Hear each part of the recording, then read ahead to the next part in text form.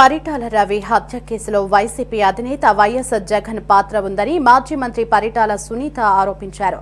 హత్య రాజకీయాలకు పెట్టింది పేరు జగన్ పార్టీ అని విమర్శించారు. రాజశేఖర్ రెడ్డి ముఖ్యమంత్రిగా ఉన్నప్పుడు 45 మంది టీడీపీ నేతలను హత్య చేశారని పరిటాల సునీత అన్నారు. అక్కడికెళ్లి ధర్నాలు చేసి ఒక మాజీ ఎమ్మెల్యే వెళ్ళి అది రాజకీయం చేసి వాడు ఆ రోజు పగలగొట్టినప్పుడు అక్కడికెళ్లి ధర్నాలు చేసి ఎందుకు నిలిపేయలేకపోయినాడని నేను కూడా ప్రెస్ ద్వారా కూడా నేను అడుగుతున్నా. ఏదో రకంగా రాజకీయం చేయాలని ఆలోచనతోనే అదంతా అయిపోయినాక మళ్ళీ 3 రోజులకు హడావుడి చేసి అక్కడికెళ్ళి ధర్నాలు చేసి పరిటాల సునీతమ్మ ఇక్కడ ఒక ఆఫీస్ కట్టాలని ఆలోచనతో ఇవన్నీ కూడా తీసేపిచ్చిందని మాట్లాడడం అది ఎంతవరకు సహజమో ఒక్కసారి ప్రజలు కూడా ఆలోచించాలని కూడా నేను కోరుకుంటున్నాం. దీనికి సంబంధించిన పక్కంది నేను మంత్రిగా ఉన్నప్పుడు దాదాపు 4.5 ఎకరా అది కూడా అందరూ కూడా కలిసి మాట్లాడుకొని రిజిస్ట్రేషన్లు కూడా వాళ్ళు చేయించుకున్నారు. వాళ్ళంతా ఈరోజు సంతోషంగా ఉన్నారు, నాకు బొక్కలు ఇచ్చిపోతున్నారు. అమ్మ నువ్వు ఆ రోజు మంచి పని చేసావు అని. దాన్ని కూడా రాజకీయం చేసి సునీతమ్మ దీంట్లో 8 కోట్లు తీసుకుంది అన్నా. నేను ఛాలెంజ్ చేస్తున్నాను తోపు బ్రదర్స్కి. నా కుటుంబం ఇట్లా పెట్టే కుటుంబం కానీ చేయి చాపే కుటుంబం పరిటాల కుటుంబం కాదని ప్రతి ఒక్కరికి కూడా తెలుసు. నేను 8 కోట్లు నేను తీసుకుని నీ ఆత్మసాక్షిగా నువ్వు చెప్పగలవా అని తోపు వాళ్ళని కూడా నేను అడుగుతున్నా.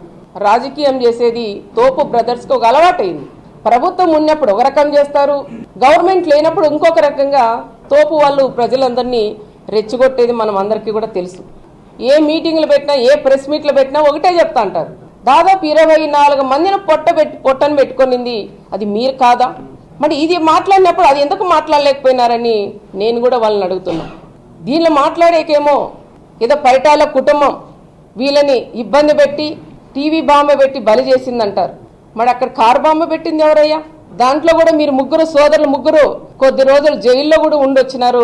ఒక్కసారి మీరు కూడా గుర్తు పెట్టుకోండి అని కూడా నేను తెలియజేస్తున్నా. ప్రతి ఒక్కటి కూడా మీరు రాజకీయం చేస్తే మా దగ్గర కూడా రాజకీయం చేయడానికి మేము కూడా సిద్ధంగా ఉన్నాం. అవి అవసరం లేదు. ఎప్పుడో జరిగిపోయిన గత మళ్ళీ అన్ని కుటుంబాలు కూడా ప్రశాంతంగా ఉన్నాయి. మేము ప్రశాంతంగా ఉంటే మీకు నిద్ర పట్టదా?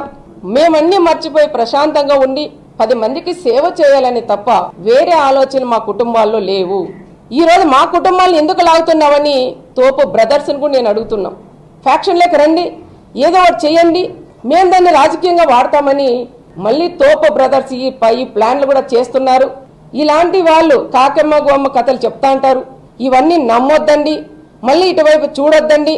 ప్రశాంతంగా మన కుటుంబాలు కూడా బాగున్నారు.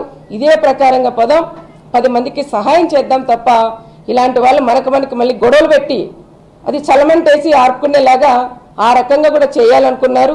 దయచేసి అలాంటి వాళ్ళు ఉచ్చలేక పడొద్దండి అని మరొక్కసారి మా 3 కుటుంబాల వాళ్ళు కూడా మేము విజ్ఞప్తి కూడా చేస్తున్నాం.